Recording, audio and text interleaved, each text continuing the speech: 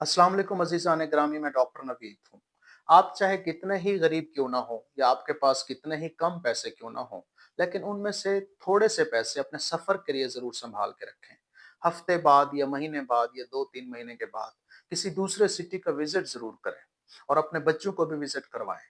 चूँकि जो सफ़र है वो वसीला ज़फ़र है, सफ़र से आपको लर्निंग मिलती है, सफ़र से जो आपका इंटेलेक्चुअल लेवल है, आपका जो विज़डम है, आपका जो शऊर है, वो बहुत ग्रूम करता है। सफ़र से आपका जो लोगों के साथ अटैचमेंट है, लोगों के साथ जो लिंक्स हैं वो बढ़ते हैं। सफ़र से आप मुख्तलिफ सोसाइटीज़ को देखते हैं, मुख्तलिफ पॉज़िटिव और नेगेटिव लोगों पे आप एक्सपोज़ होते हैं, वो आप पे एक्सपोज़ होते हैं। सफ़र से आपकी जो आँखें हैं उनको तरोताज़गी मिलती है, आपको एक चेंज देखने को मिलता है। आपका जो स्ट्रेस लेवल है, जो डिप्रेशन लेवल है वो रिड्यूस होता है, तो सफ़र ज़रूर किया करें, सफ़र से बहुत कुछ हासिल होता है। तो मैं भी सफ़र करने का आदी हूँ और मुख्तलिफ शहरों में घूमता-फिरता हूँ, जब भी टाइम मिलता है, ये मेरा एक मशग़ला है। तो उसके अलावा भी जहाँ रिस्क भी साथ अटैच हो जाए तो फिर सफ़र करना होता है। तो मैं आजकल अपनी जो कनेक्टेड तहसील है सादिकाबाद, जो कि 25 किलोमीटर दूर है रहीम खान से, वहाँ पे हफ़्ते में 2 दिन मैं इवनिंग में दो 1-2 सेशंस लेने जाता हूँ। तो कभी अपनी गाड़ी पे, कभी जो है वो पब्लिक ट्रांसपोर्ट पे आना-जाना रहता है। तो पब्लिक ट्रांसपोर्ट पे भी अक्सर रश होता है, तो बहुत सारे जो लोग हैं वो अक्सर गाड़ी, मोटरसाइकिल रोकते हैं और हमें पिक कर लेते हैं। तो चूँकि मैं उस्ताद हूँ, तो इस तरह की जो सफ़र की रुदात होती है, मैं अपने स्टूडेंट्स में, अपने दोस्तों में और जो अपने लंगोटिया यार होते हैं, दोस्त होते हैं जिनके साथ आप शाम को चाय पीते हैं, उनमें ज़रूर डिस्कस किया करता हूँ। क्योंकि उससे एक पॉज़िटिव वाइब्स जाती हैं और बंदा जो है वो जिस शख्स को मिला होता है, उसकी अच्छाइयाँ बयान करना जो है वो बहुत अच्छा लगता है। तो आज ही कुछ मेरे साथ ऐसा हुआ कि आज मैं जब सादिकाबाद वहाँ पे रुका हुआ था, तो वैन जो है वो मुझे नहीं मिली। मेरे हाथ में बैग था और मेरे मुँह पे मास्क था। तो एक काली न्यू सिविक पे एक शख्स जो कि मेरा एज फेलो था, वो मेरे करीब आया और रुका और शीशा नीचे किया और मुझे कहा कि सर कहाँ जाना है? तो मैंने कहा कि मैंने रहीम यार खान जाना है। तो उन्होंने कहा सर तशरीफ़ रखें।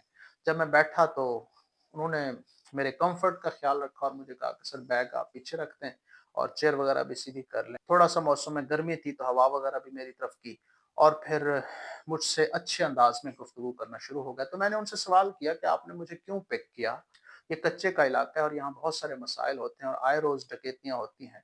तो उन्होंने बड़ी खूबसूरत बातें की, मुझे लगा कि जो वो बोल रहे हैं वो मैं बोल रहा हूँ, जो उनके जज़्बात हैं वो मेरे जज़्बात हैं, जो उनकी कहानी है वो मेरी कहानी है, जो उनकी जो एक कॉन्सेप्ट ऑफ लाइफ़ है वो मेरा कॉन्सेप्ट ऑफ लाइफ़ है। तो मैंने बड़ा ही ज़बरदस्त फ़ील किया। तो मैंने जब उनसे पूछा कि आपका नाम क्या है? तो उन्होंने कहा जी मेरा नाम मुबश्शिर मंज़ूर है और मैं यहाँ पे सादिकाबाद में अल-फलाह बैंक में रीजनल मैनेजर हूँ और मेरा घर खानपुर है, लेकिन मेरी फैमिली सादिकाबाद में है और मैं वीकली अपने पेरेंट्स की ज़ियारत के लिए जाया करता हूँ, तो मैंने कहा आपको लेता जाऊँ। तो ये जो मैं आपको उठा रहा हूँ सिर्फ़ आपको नहीं, बल्कि मैं सेंस करता हूँ जो भी अच्छा शख्स हो उसको उठा लेता हूँ और मैं ये सफ़र की ज़कात समझता हूँ इसको, कि सफ़र में जो है वो ये उठा के जाऊँगा तो मेरी बचत हो जाएगी, मेरा एक्सीडेंट नहीं होगा और मेरे बच्चों की ज़िंदगियों में बरकत होगी और मेरा क्या है, मैं तो जा ही रहा हूँ। तो ये चीज़ें बहुत अच्छी लगी। उसके बाद फिर उन्होंने मुझे बताया कि मैं बहुत गरीब था और मेरे पेरेंट्स बहुत गरीब थे और हमने एक बड़ी पुअर लाइफ़ देखी है, लेकिन मैंने स्ट्रगल नहीं छोड़ी। सख्त मेहनत करता रहा हूँ और स्कॉलरशिप्स पे पढ़ता रहा हूँ।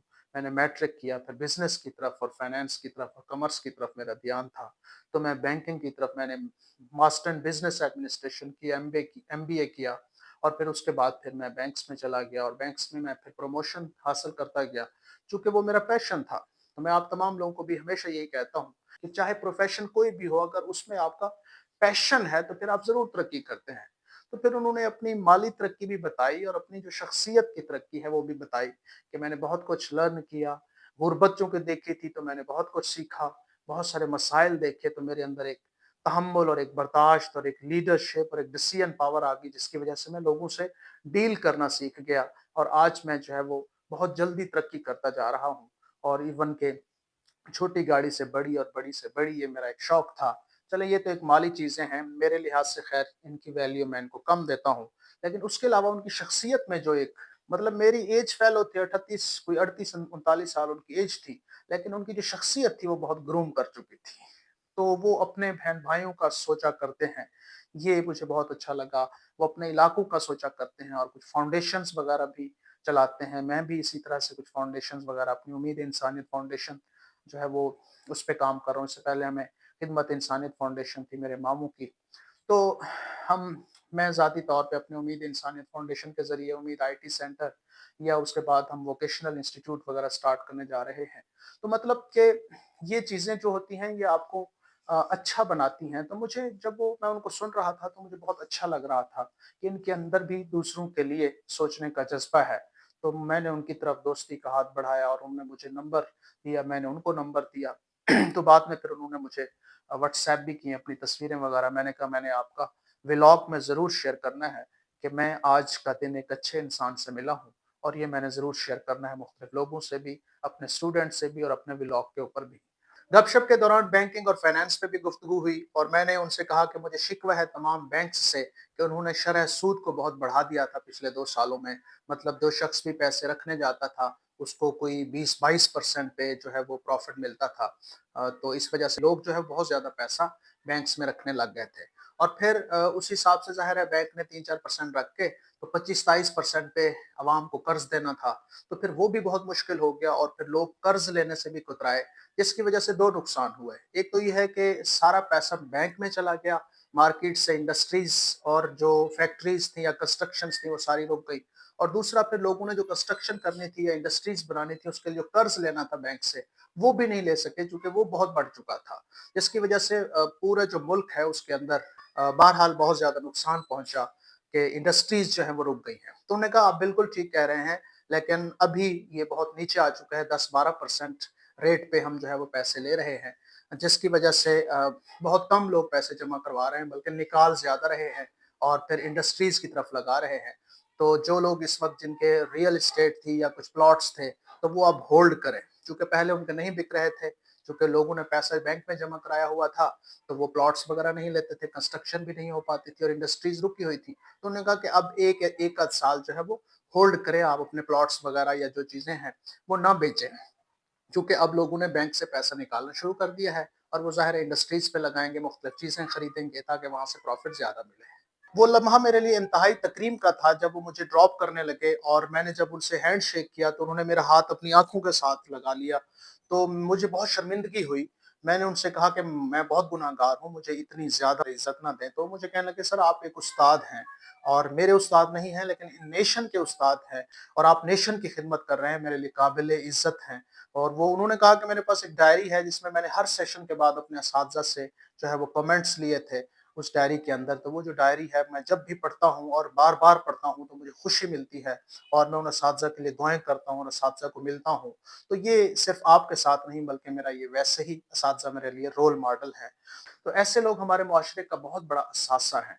यकीन मानिए कि मुआशरे ऐसे ही लोगों की वजह से चल रहे हैं और इस दुनिया में जो इस वक़्त तरोताज़गी है या इस दुनिया में जो इस वक़्त बेहतरी है वो ऐसे ही पॉज़िटिव लोगों की वजह से है, जो कि रिस्क लेते हैं, जो डिसीज़न करने वाले हैं, जो सेंस रखते हैं, जो कि रेज़िलिएंट हैं, जो कि लोगों का ख़्याल रखते हैं, लोगों की इज़्ज़त करते हैं और फिर मुआशरे का देखते हैं, अपनी ज़ात को पीछे रखते हैं और अपनी फ़ैमिलीज़ को देखते हैं, फ़ैमिलीज़ से बढ़ के दूसरे लोगों को देखते हैं और अपनी दौलत को वैल्यू नहीं देते। और फिर वो ये कह रहे थे कि मैं ये जो है वो मेरे पास शायद पैसे-शैसे मैं अपने पास सँभाल के नहीं रखता। मेरी कोशिश होती है कि जो चीज़ें जिनको मैं एन्जॉय कर सकता हूँ, करूँ और फिर फैमिली में जो है वो निछावर कर सकता हूँ, निसार कर सकता हूँ, वो मैं करता हूँ। तो ये सारी बातें मुझे बहुत अच्छी लगीं। तो ये एक 20 मिनट का सफ़र था, उसके अंदर बहुत अच्छी गुफ्तगू हुई और मुझे एक अच्छा दोस्त मिला, एक अच्छे शख़्स से मुलाकात हुई और उसका तज़किरा आप तक पहुँचाना लाज़मी था। तो मैं दुआगो हूँ अ, मुदस्सिर मंज़ूर साहब का और आप तमाम का भी कि हम तमाम लोग इसी पॉज़िटिविटी के साथ अपने ख़ानदानों की और अपने मुआशरे में अपने फाउंडेशंस के ज़रिए से जो पिसा हुआ तबका है उनकी खिदमत करते रहें। और इसी तरह से अगर हम साइकिल से गाड़ी पे आ जाएँ, तो हम दूसरों को रास्ता दें, दूसरों को पिक करें और दूसरों को हम आगे लेके चलें। अल्लाह ताला हमें भी आगे लेके चलेंगे और हमें ज़रूर कामयाब करेंगे। तो अभी उनकी कोई ऐज नहीं है और वो इंशाअल्लाह जल्द ही इससे आगे ज़ोनल मैनेजर और एवीपी और वाइस प्रेज़िडेंट और अपनी फ़ील्ड के अंदर आगे जाएँ और तरक्की पाएँ और कामयाब हों। तो thank you so much Mubashshir मंज़ूर साहब। मेरी दुआ है कि अल्लाह ताला आप जैसी बहुत सारी शख्सियत इस दुनिया में पैदा करे, जो लोगों के काम आते रहें। अल्लाह हाफ़िज़।